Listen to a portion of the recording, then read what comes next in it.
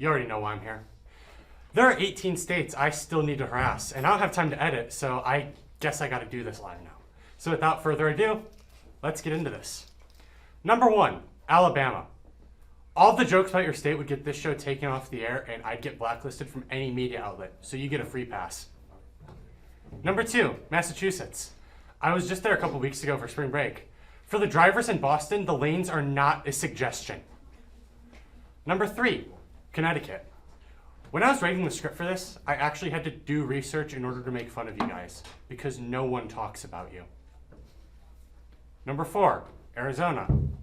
I went there during winter break a few years ago and almost died because there was intense winds and I only weighed like 120 pounds at the time. Almost got thrown over one of the dams there. Hoover Dam, I think. Number 5, Oregon. I haven't been there and I honestly don't know if I want to. Number 6, Washington. I've been trying to go there for nearly 4 years now, yet every time we plan for it, something stupid happens. I don't know if Washington has something against me, if the world just doesn't want me to go there, but it better stop because I want to go to Funko headquarters.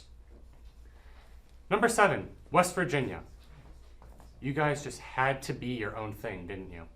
And for what? It's not like you're better than regular Virginia.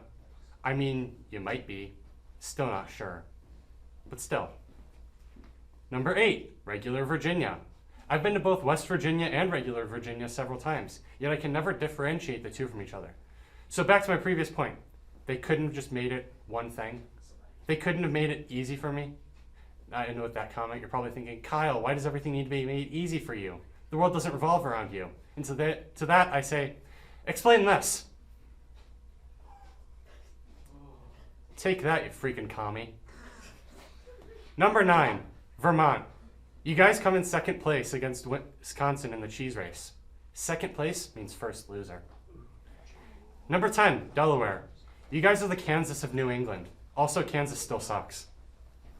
Number 11, Mississippi. I misspelled your name 3 times while typing this out. I either had added too many S's, not enough I's, or I added too many ISS's. This is what college education gets you. Number 12, South Dakota. At least it's not North Dakota. Number 13, Nebraska. The first thing I saw when I looked up Nebraska was an article telling me about people who are leaving Nebraska. It essentially breaks down to everywhere else is better. Number 14, Montana. Apparently I've been there before. Number 15, Pennsylvania. Pennsylvania is pretty chill, but like Maryland, they're just always in the way of where I actually want to go. Also, might be a me issue, but I went my entire life thinking Pittsburgh and Philadelphia were right next to each other. It wasn't until I looked at my tickets for My Chemical Romance that I realized they're 5 hours away from each other. Number 16, Colorado. It snows during each month of the year there, so if you're looking for reasons to either leave or to just simply not go there, now you have a reason. Number 17, Minnesota. You guys gave us the Prince in the Mall of, you guys gave us Prince in the Mall of America, but you also give us the worst snow imaginable. But you gave us Prince in the Mall of America, so it balances out. Okay, I've been to 43 of the 50 states so far. I've been to 3 countries that weren't the US. I've seen some of the best cities. I've seen the worst of cities. I've been in heat, cold, mountains, caves, you name it, I've probably seen it. Yet there is only one place where I've almost stepped in human feces, and that brings us to number 18, New York. I really like Buffalo, and I love being in New York City. I wish I could go back, but y'all got some weird stuff going on there.